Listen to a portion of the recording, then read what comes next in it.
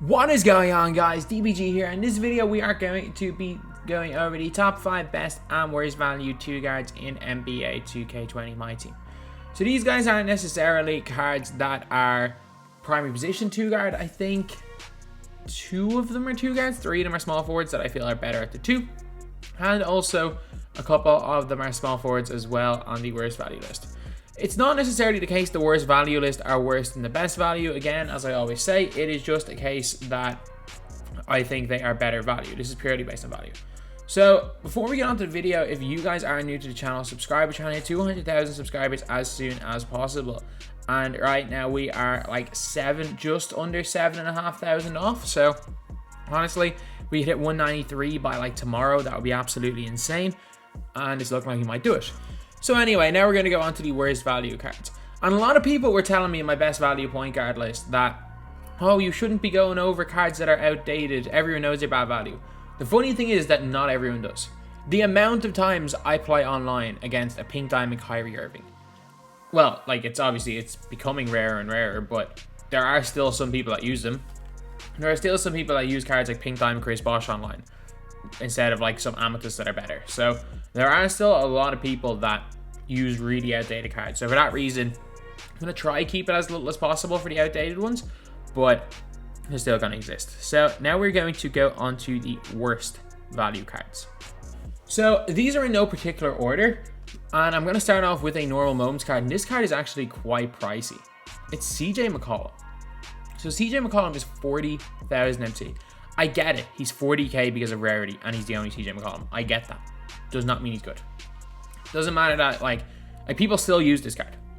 And 20 Hall of Fame badges, range extender, quick draw, quick first step, which is good. He has only got gold clamps. He's got a good 3-ball, good ball handle. However, his perimeter defense is not good. Speed's okay. Arc quickness is okay. Strength, at least he's got, a steal rating of 80 is okay. Check out the tendencies. He has got a on-ball steal tendency of 40. And is also a 6'3" 2 guard. That doesn't really have the animations to play at the point. So, yeah, for 40k MT, when some cards for less than 5k MT are on the best value list, you better believe he belongs on this list. Then we are going to go with a tall small forward. I just really don't like. I'm telling you right now, I just don't like this card. And it's Danny Granger. So Danny Granger is in and around the 60,000-70,000 MT mark. And yeah, I get it. He has a duo with Paul George. And sometimes he's even, if it wasn't for duo packs, he'd be 100% more expensive than this. Like, he was 80k. I made this list yesterday, and he was 80k when I made this list to start. But like 60k even for a card, that's just slow. He's just slow. Like, there's just something about him.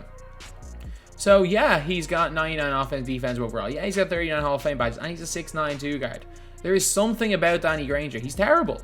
Like, yeah, with the duo, he goes to half range extender, or say half quick draw. Still, no handles for days, no dribbling. Every time you try to pull off a dribble move, he slows to a halt.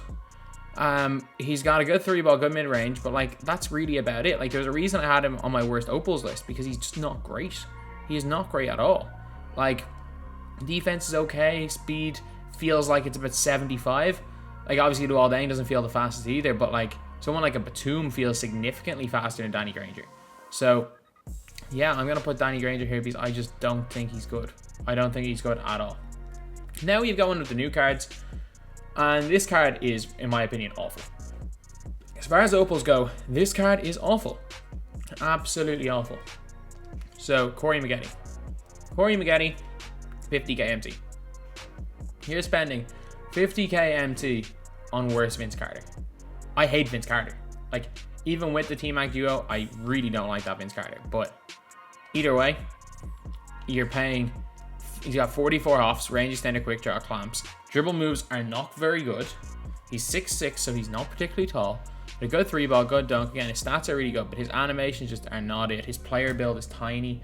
So, honestly, he's got a lot of just not good things about this card. Like, yeah, he's fine, but like for 50k MT, you better be getting someone that has at least one one thing he does very well. And while he's not a terrible card, he's just not great in game. And next we are going to go on to the Spotlight Sim set. And I'm actually going to put in this guy right here. Sarunas Marcellinus. Again, sorry if I mispronounced his name. This card, I don't know what it is. I've used him a few times. Like, he should be okay. He should be fine. Like, he's about 30k MT.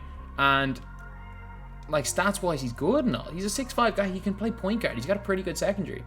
But he's got clamps, Hall of Fame range center, quick draw, interceptor, intimidator. Like, he's got 41 badges, and he's got most of the really, really vital ones as well. He's got a pretty good post fade. He's got a great mid-range 3-ball, great dunk. He's got great perimeter defense. He's got fantastic strength and speed. 94 strength is still way too low for him, not gonna lie. But yeah, there's just something about this card. I've used him a few times and I've come up against him a few times. He's got a great on-ball steal tendency. He should be great, but he's not. He's not. And initially, I remember when I was talking about some of the most underrated cards, I was looking through his stats and stuff and was like, you know what? He might be one of the most underrated cards in the game. So then I tried him out and he was terrible. Like, his dribbling isn't the greatest. He's just not it. He's just not it. That's the only way to describe him. And number one worst value point guard is not even a close one. It's Devin Booker. Or 2 guard, it's Devin Booker. This card's terrible. This card has got the worst dribble moves I've ever seen on a guard in this game. Like, he cannot create his own shot.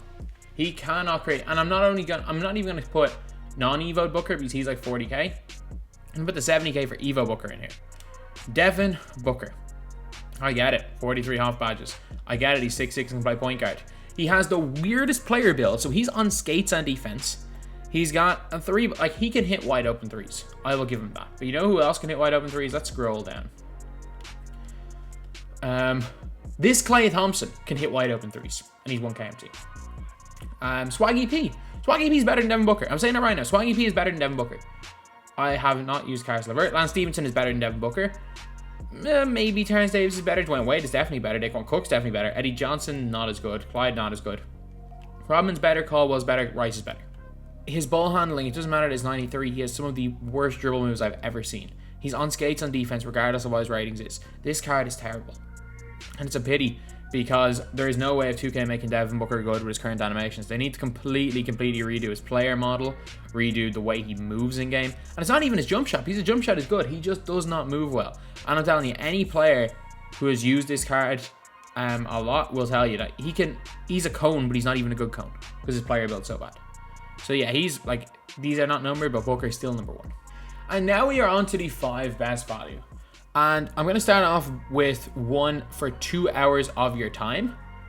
And it's a weird one. I've just put a value on time. But I think this card is worth it. And it's not even, like, initially I was going to put Walter Davis on there. But I'm like, you know what? As much as I do like Walter Davis, and I'm a big fan of that card, I can't, where's the Hawks? Cam Reddish. Cam Reddish, so good. He's like better Paul George. Legitimately, like, I'm saying this right now, like, the comp level players, like the competitive MyTEAM players, the guys that play this game at the highest level, the best players in the world, are legitimately saying they'd take Cam Reddish over Paul George. Now, Paul George's jumper, which is better on goal quick draw than half quick draw, I'm saying that right now. He's got a better behind the back. He's 6'8". He's got a long wingspan, plays. He's got an elite hop step. He's got great dunk animations. He is incredible. He is absolutely incredible. That's one of the best 2 guards in the game. I think Ty Debo had him like number 7 or 8 on his overall 2 guards. He had him ahead of Kobe. Like, comp players would take this card over Kobe. Do I think he's objectively better than Kobe for the average player? No. But that's just a sign of how good this card is. And it takes you 2 hours to get it. Then we are going to go to a card that I actually do have. A card that I have, and it's Joe Caldwell. So Joe Caldwell, again, he's become underrated. Like, he's around the 10k MT mark. He's a bit under 10k, but he's actually become really underrated. And I'm going to explain why. Because people have just forgot that this card exists. Like, I get it. Dwayne Wade has got the better dribble animations, and I'm not going to say he's better than Dwayne Wade. I'm saying that right now. I'm not going to say he's better than Wade, but Wade was on my point guard list. However, with Joe Caldwell, just because he's not Wade doesn't mean he's not insane. Base 98, the best release in the game, and I do prefer base 98 to Wade's base just a tiny bit. They're basically the same. He's got a great 3-ball and 97 driving dunk. He's got good perimeter defense. One of the big things is that people don't realize he's got insane speed, insane lateral quickness. Not only that, he's got an on-ball on-ball steal tendency of 80. So he gets in lane. So he gets bumpy with people. Like, also high interception tendency, so he gets in lanes. Like Joe Caldwell, he does everything. A lot of people just use him like he's Dwayne Wade, and he's not. He's not. He can 3-hunt very, very well. Dribbling is not the greatest, so if you want to use him like he's Wade, you're going to use him in a bit of different ways, but he's an unbelievable spot-up shooter. He also gets to the basket super well, got great dunk animations, and I just think he's so underrated. And again, for 9.4 KMT, he's incredible value. Then we are going to go on to Spotlight Sims. We're going to go to a Galaxy Opal, and this is a card that I've talked up so much, and it's still one of my favorite cards in the game. Steven Jackson. Like, yeah, he's 60k MT. I love this card. I'm saying it right now. This is one of my favorite cards on my team. Straight up, it is one of my favorite cards on my team. Steven Jackson, 42 Hoff badges. He has got a 95 mid, 92 3, 95 driving dunk, 91 ball handle and passing IQ. He's at 92 steal, 97 perimeter defense. Got insane speed, through ball acceleration, great lateral quickness. And not only that, like, again, the stats only mean one thing. Like, those stats are comparable to a Booker. The difference is that Steven Jackson is a great behind the back. He's got the Pro 8 between the legs, which is the best between the legs in the game for dribble glitching up and down the floor. He's got an elite hop step. He also has got Michael Beasley release, which is a love it or hate it release. And I'm on the side of really enjoying the release. I'm really good at Beasley base, which is like which is Darius Miles, Michael Beasley, and Steven Jackson. I don't know who else has it. I'm very, very good with that release, but that release does divide opinion. But for me, Steven Jackson is elite tier. He is an elite tier player in this game. He is one of the best two guards in this game, period. Probably top 15. And I think he's one of the most underrated cards in the game. And for 60k, you're getting an elite card. I don't think he's as good value as, say, a Reddish or probably any of these other cards, but I had to put him somewhere on the list. Then we are going to throwback moments. And it's this dude right here. It's Daquan Cook. So Daquan Cook, because throwback moments cards, I have a weird feeling Super Packs will come out soon. Because he is kind of rare, he is still a little bit above the 5k. At one stage, you were able to pick him up for 2k MT. And the thing about Daquan Cook is it's all about the release. So he has I think he has a bad hezzy. But I can still cook people with him. Like, I'm by no means the greatest person at getting people open. I will be the first to admit that. Like my whole style in 2k is really just abusing the meta. But Daquan Cook, his release, if you can get, like, if you know what you're doing, if you're able to get open with him and he gets a shot off, it's ridiculous. Also, he can dribble glitch. Hall of Fame clamps, quick draw. He's got range, extender as well. He's got an unbelievable 3-ball. Sure, I think, did he not win a 3-point contest? He can't dunk at all, but he's got not great perimeter defense and steal, but again, the clamps is all that matters, and lateral quickness, a good speed, sweep, ball acceleration, and again, you can use him like he's a Dwayne Wade. So, like, on one of my accounts, I got, like, Wade, Caldwell, and I have Daquan Cook off the bench, so I've got, like, three elite 3-point hunters on the floor at all times. So I just think he's a very, very nice card in this game, and I think he's one of the more underrated cards. And then we are going on to the best value 2 guard in the game. Was there ever any doubt? Was there ever any doubt that it was going to be anyone but Nick Batum?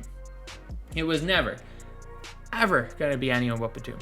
26 Hall of Fame badges, 21 golds. Yeah, he's only got gold range extender and gold quick draw, but he's long. He's 6'9". He gets in lanes. He has a great 3-ball. I actually do like his release. He's got a pretty good dunk, good ball handle. His behind the back is elite as well. Overall, good defensive stats, perimeter and interior. Great speed, or solid speed, ball acceleration. It feels higher and unbelievable lateral quickness. The thing about Batum, it's not even that he's got great stats, because his stats are kind of average. Man, in game he plays so much better than stats. Batum is that dude. Like, I still consider running Batum on my God squad. I think I used to run Batum to 2, but I prefer now using Roko to 3 and Rudy at the 2 for most of my squads. But Batum will always have a special place in my heart this year. And really, only Dean Wade is over Batum in terms of relevance for the DBG channel. So anyway, that is the video. These are the top 5 best and worst 2 guards in my team. Thank you guys for watching. Please like, comment, and subscribe. I think you only love me cause I'm poppin'. This a layup, this a rebound, then it's robbing. Tyson with the fade, not the hair, my hands rockin'. I link with ballpoint, you know it's not.